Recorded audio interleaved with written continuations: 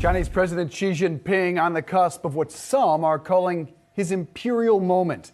In a break from their prior two-term limit, Xi about to be given a third five-year term as Communist Party leader at the end of the major party Congress that opens Sunday. What does that mean for China, Taiwan, and of course for U.S.-China relations? Max Baucus is the former U.S. ambassador to China and was a Montana senator for more than 35 years. Mr. Ambassador, great to see you. Appreciate you coming on. Let's start with the latter. Headline of the Wall Street Journal reads, "A China prepared for conflict with the United States." What does Xi's extended rule mean for the U.S.? I think he's going to consolidate power. We'll see that after the 20th Party Congress. He was very proud. He tends to be more of a Maoist than following Deng Xiaoping, who opened up China. He's very proud of China's tradition and of, quote, China's rightful place in history. After all, China began thousands of years ago. And he wants China to be a co-equal global power with the United States. I don't think he wants to control the United States, but he wants to be a co-equal power. He wants to be respected. I think that's his main goal. So, Ambassador, as we look at what's on the agenda for this conference, obviously you have the zero COVID policy, a lot of people wondering if that's going to get lifted, and also what this is going to mean for economic growth and the strategy in China. What are your expectations for what we're going to hear? I don't think we'll see much change in zero COVID.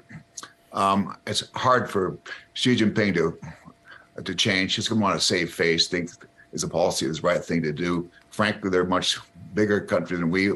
Population 4 times ours. Vaccines not nearly as good as ours. He doesn't have a lot of choice. And zero COVID is he'll pursue it, but it's a big problem for the economy. Clearly, it's disrupted supply chains. It's caused the economy to suffer significantly. But he's not going to change it, not for a while anyway. He's going to try to probably spend a little bit more money shoring up the basic industries in the country. Instruct to banks to loan a little bit more. He sees this as a major confrontation with the United States. That is, when he looks at the actions we've taken in the United States, the Chip Reduction Act, and more recently, the restrictions on export controls, they're serious. They're very serious. And frankly, if you look at the rhetoric, both sides, they're pretty much similar. Each wants to be to outcompete the other, whatever competition means. We're really devolving into a Cold War, despite words to the contrary by the United States and China. Confrontation between the two seems likely, but what about internally? If you're a Chinese tech giant, what does this mean to you? And we don't have a whole lot of visibility of the Chinese economy. What is your sense of the health of the Chinese economy, in particular what's happening with the property sector? Well, tech giants have already been dramatically curtailed. Their wings have been very significantly clipped. They just bowed to the leader, Xi Jinping. The property sector is in very difficult straits, highly over-leveraged. It's about 20% of the economy. But the Chinese are smart. They're hardworking. They often learn from their mistakes. They'll try to do the best they can to deleverage. They'll try to do it in a pretty easy, not an easy way, but not in a dramatic way, but in a way to essentially allow the economy to prosper. And Ambassador, we know that President Xi was pushing for this dual circulation strategy, trying to get more reliance on the internal markets. But when you do see China's economy slowing down on top of a global market slowdown, how much wiggle room, how much leverage does China actually have at this point? Well, it doesn't have a lot, but it's going to still pursue dual circulation, and it should. I mean, after all, it's relied too much on exports in the past at the expense of the local economy. But exports, they're doing pretty well. But they know that they're going to prosper in the long run. They have to focus much more on the domestic economy. They'll do what they can. In addition, they're going to really double down on chip production.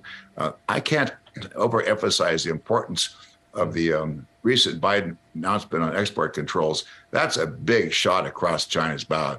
Huawei's bad enough. This is much worse in their view. So the economy will suffer, but they're sure going to look. And don't forget, China thinks in the longer term. When I was surveying in China over and over again, I was impressed with how much they think in the long term and also how proud they are and how working they are. I don't overstate it, but they are very proud working people. And we Americans, frankly, don't know enough about China. We don't spend much time over there. We don't know China.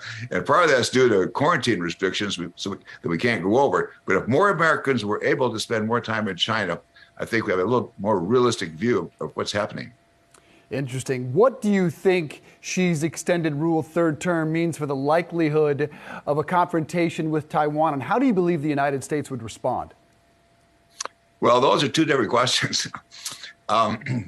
Taiwan is the reddest of red lines for China. It's existential. It's non-negotiable. It was once part of China, and the Japanese took it over. And then when Chiang Kai-shek took the nationalists over to Taiwan, it's part of China in their view. There's no question about it.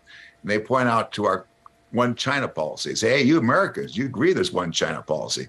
And it is. I think Xi Jinping is to try to play the long game, be salami slicing. That's very Chinese, and I was hopefully sure learned that. A little bit here, step at a time, maybe a little bit across the Taiwan Straits, a little bit here, there, slowly.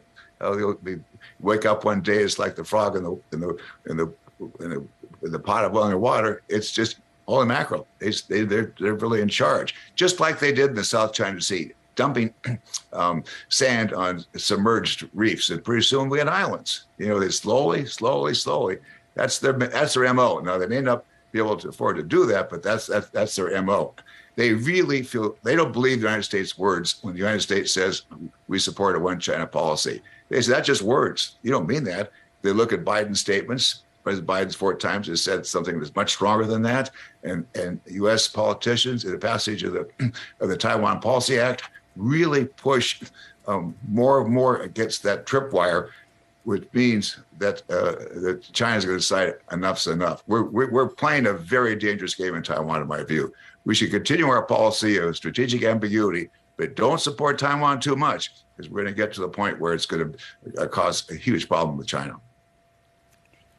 Well, China's certainly playing the long game.